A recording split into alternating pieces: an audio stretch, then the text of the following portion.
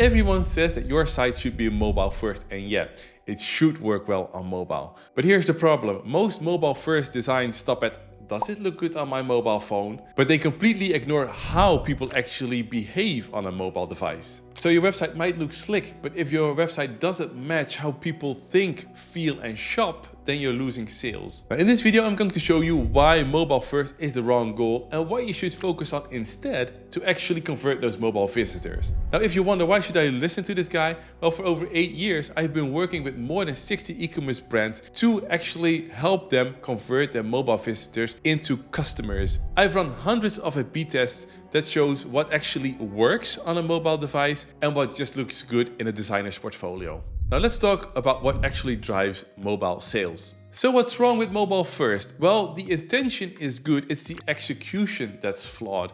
Because the question is oftentimes, how can we make this look good on a mobile device? Even though a lot of brands say, okay, this should be a mobile first approach, designs are made on a desktop and usually people still have that experience in their head when they're going to design a mobile first option. So yes, everything looks good on mobile, it's responsive, it's redesigned in a good way that actually fits properly and all the elements are showing in a neatly fashion underneath each other, but it is still not how people use your website on a mobile device. Because besides the usability on a mobile phone, so are the buttons big enough? Does the image gallery work well? Can you easily read the text on certain images? Is everything displayed in the right order?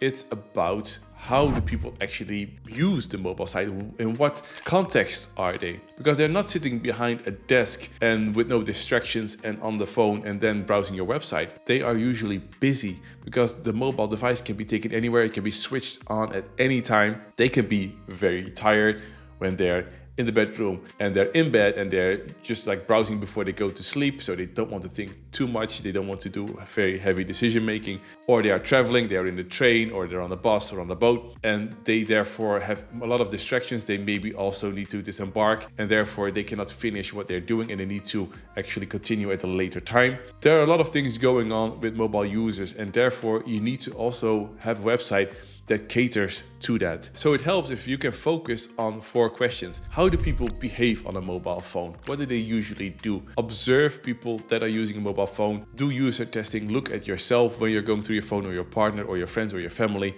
See how people are using the phone and also try to do it in a way where you actually are not really asking them to do so, because then of course they pay a lot of attention to it. So it's best if you also get people in a natural environment. Now you can also do this yourself if you can get into that mindset of being kind of a new visitor, because you usually see your website every day, so you know where everything is and what makes sense. So it is a bit flawed, but if you can get into that frame of mind where you're like, okay, let's just assume that I don't know anything about this brand or this product, then you might already uncover at least the biggest issues. Now, besides looking at how people are using mobile phone, also see what content gets their attention. And you can, for example, look at heat maps and scroll maps and see what is capturing people's attention. And of course, things that are higher on the page will get more attention. But if you can notice that, for example, certain elements have a lot of taps or clicks, or where people spend more time, then that is something that's grabbing their attention, and that is something that you can use then to convey that message that you want to get across. The main benefits, why they should buy from you, why that product is great for them, and also counter some objections. You need to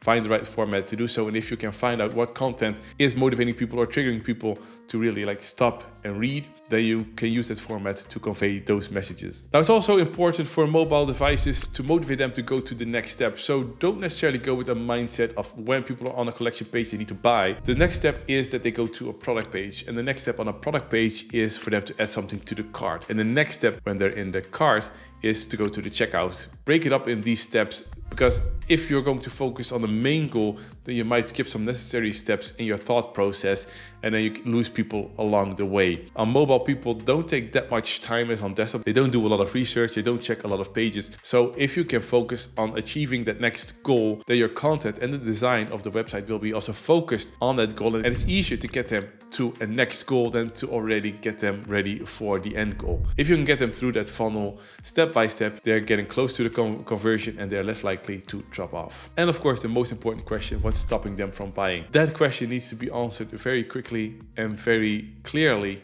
on your product pages, because mobile visitors, they don't do a lot of research. Like I said, they spend only half amount of the time on your website compared to desktop users. So you need to convey that messaging as quickly as possible.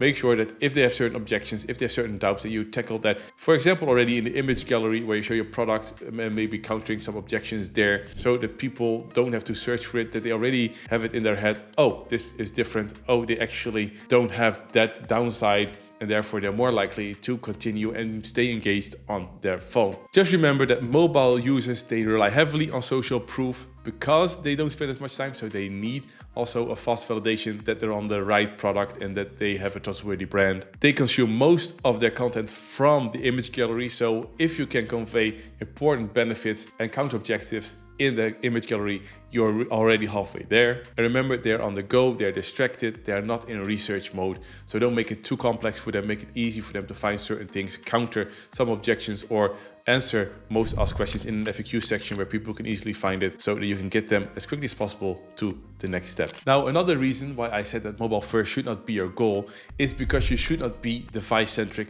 but you should be customer-centric in your approach in developing your website or your pages. It's not about the device, it's about what they want and how easy it is for them to achieve that on that particular device that they're on. So instead of asking, how can we make this look good on mobile, ask different questions. What are their goals? What are the fears and their doubts? And what is the fastest way for them to find the information that they need to buy? Because your mobile design can look great, but it won't convert if it doesn't answer the question, can I trust this brand and can I trust this product? What's in it for me? What will my end goal be? Will it be reached if I buy this product? And is this the right choice for me in the current situation that I'm in? Now, that is what a good mobile design does. It removes doubt, it builds trust, and it makes the whole journey effortless. The third thing that you need to take into account is that you need to match the experience with where people came from. Now, what does that mean?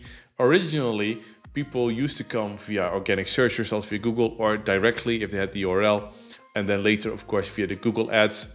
And also email, of course, is a reason why people went to a website. But that's not the only way that people are landing on websites. And nowadays, especially on mobile devices, a huge chunk, and for some brands, even the majority of the visits come through social, through Facebook, through Instagram, through TikTok. So these people need a different approach. And why do they need a different approach? Well, just look at the intent. When people are on Google or when they go directly to your site, they have a higher intent of purchasing. Well, if people are on Facebook or Instagram or TikTok, they're not there to buy, they're there to be entertained. So when they're on your website, then you need to work harder. You need to show different things to them in order for them to convert. And that's why specific landing pages will work well for your social traffic, where you are focusing more on getting that decision made fast instead of really educating your visitor on your product and brand. Just remember that if they come through social, something triggered them. It could be a hook that you used, a certain ad creative that you used, and therefore they are curious and they want to explore and see what it actually is and if it's something for them. So if you can tap into that and you can make them feel like, hey, this is exactly what I need, or wow, this is cool, this is something that will enrich